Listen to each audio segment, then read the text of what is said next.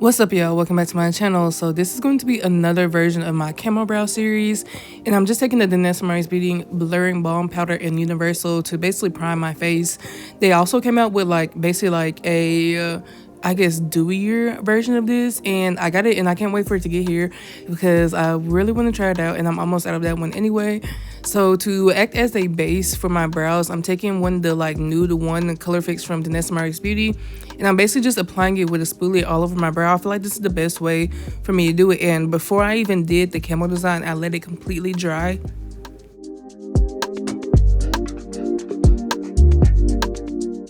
I let it completely dry, but I didn't set it with any powders because it does dry down matte. But I want to make sure that it was dry before I added any of the colors on top, because they will basically blend together, and I did not want that to happen. And then for the pink, I'm using one of the play pigments from Trixie Cosmetics, and I can't remember which one it is. I think it's Finisher maybe, but it'll be in my Instagram pictures of this look because that's where I put my details.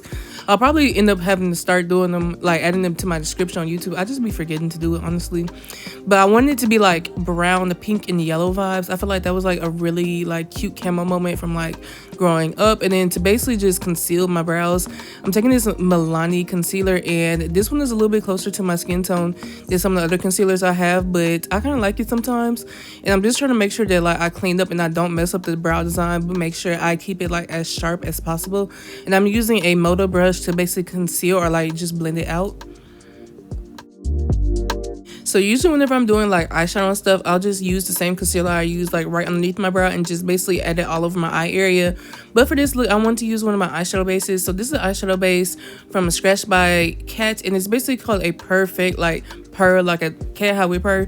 And yeah, I'm just blending it up to where that concealer line is. That way it's more of a seamless transition. And I'm using a Moto brush to basically blend it out. And now I'm going with a translucent powder. This is the She's Alive powder from Milk Cosmetics, and this was a part of their Universal Monsters collab from last year around Halloween time. I'm not sure if they still have it because when I looked on their website not too long ago, it wasn't on there, which I was sad because I wanted to restock on it. But I'll eventually have to get a different powder, I guess. I don't know, I'm someone who loves trying out new products, but sometimes I'm which one do I want to try? Because if I'm going to spend my money on some stuff, I want to make sure it's good. So, if y'all know any translucent powders that y'all want me to try in particular, please let me know. But for my eyes, I want to use the Berries palette for majority of it. You will see me use another palette, but I love these palettes from Beauty Bay. I feel like they're pretty pigmented and easy to work with. Yes, that first shadow I used wasn't really showing up, but I mean, look at the other pink I used. That shit is vibrant as hell.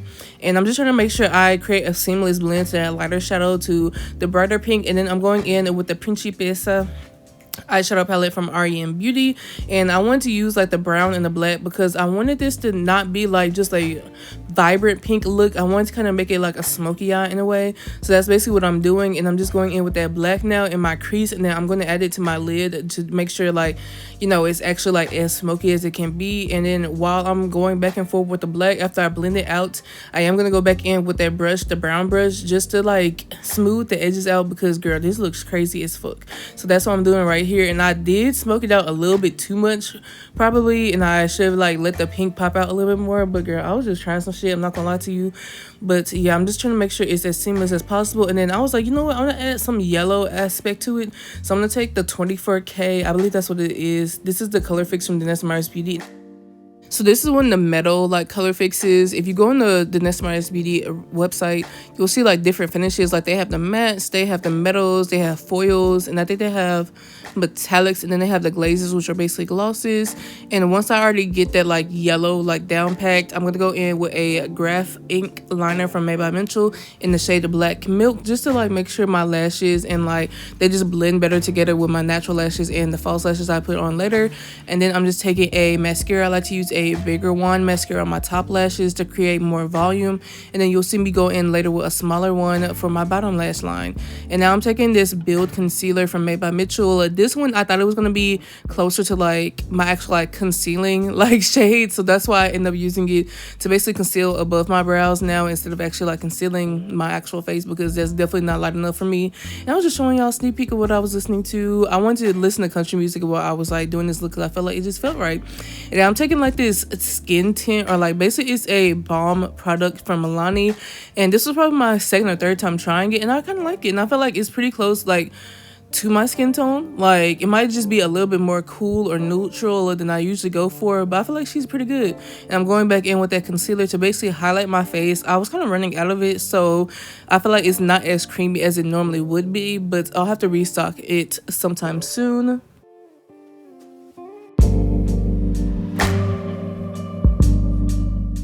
When you're concealing your face, if you want to just like a more natural like highlighted area, I would go like a shade or two under your skin tone color. And then if you want like a vibrant one, do like 3 or 4.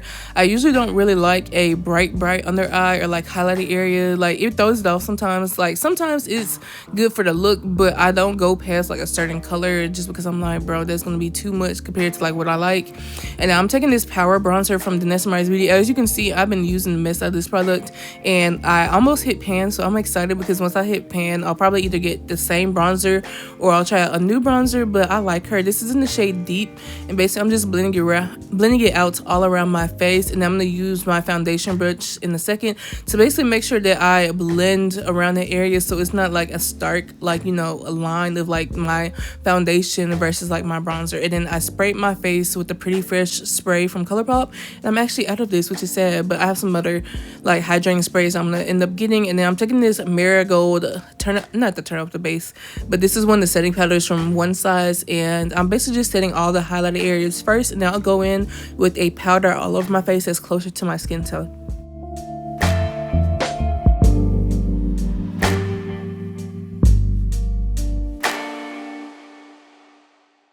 So to set my entire face, I'm going to take this powder from Amico. This is the Skin Melt Loose Translucent Powder, and this is in the shade Rich Deep.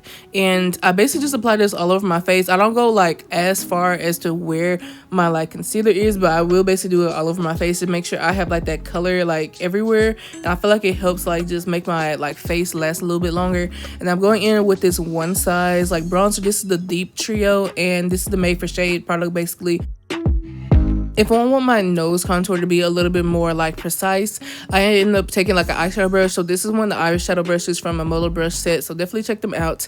I do feel like they're on sale like a majority of the time, or if not, there's like a coupon code floating around, so definitely check them out. Some of my favorite brushes I get are from that brand. And now I'm going to go back in with that Berries palette to basically add the shadow that I did above my eye, under my eye, just to make it look a little bit more seamless. And I always put like eyeshadow underneath my eye because I don't know, it just like, it makes sense now. I'm going back in with that Principessa palette to add the brown and the black and smudge it out. So to not have this black shadow everywhere, I used a smaller like denser brush to really focus it in closer to my like bottom lash line. That way it doesn't get everywhere, because I don't want to bring it down too far, because then it's going to kind of make it look like I have like a black eye. It's going to just look off. So my blush is going to be a vibrant pink color, and this is one of the Blurring Balm Powder Flush products.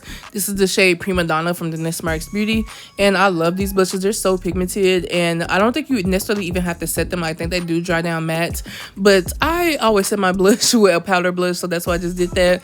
And to tone it down slightly, I just went back in with my foundation brush, and I just like went over everything, and I sprayed my face with that hydrating setting spray. And then when it dried down, I decided to take the Love is Love palette from Vanessa Mars Beauty, and I took that like pinkish orangish highlighter shade, but you barely see anything. It's the pan that's basically empty. Yeah, I dropped it and like half of it just basically broke, and I was like about to cry, I'm not gonna lie, like, because that is one of my favorite highlighters. I absolutely love it. Like, if I could buy this like by itself, I really would, because this is my favorite highlighter to use 90% of the time. And then if not, I'm using the other highlighter in that palette. But I'm going in with the Lightwork Volume 6 palette. So this one is the magnetic one. I just made it, I stacked it like this because it's easier for me to store. And I'm going in with that pink shade with a Glam Topper brush from Motor Brush. And I just like this brush because I feel like it actually does pick up like the pigment pretty well and make it look a little bit more vibrant than if I was just using my hands. And it makes it look a little bit more precise, so I don't have eyeshadow everywhere. And then I'm going in with this Lash Lacquer from Made by Mitchell. This is Black Lac, and it's just a small mascara brush. I feel like really can get your bottom mascara really precise, just so it doesn't go everywhere. But sometimes, you know, I like a little smudgy like mascara moment. But I'm putting these rhinestones in my eyebrow set because it's literally like a staple at this point. And what I've been doing with these like these camo brow looks, I've been putting like rhinestones everywhere just to make it like pop a little bit more. So So I'm taking clear lash glue and some rhinestones from Get Stone, and I'm basically placing them. I'm picking them up with the bottom of that disposable spoolie brush I use for my brows, and I put like a little bit of lash glue on the bottom, and I just pick them up like from the top face, and then that way I can just place them directly on my face. And now I'm going to set my face with this setting play from Scratch by Kat. This is one of like those like long wear setting sprays, even though I don't even think I had this look on for that long, but I just love using those setting sprays.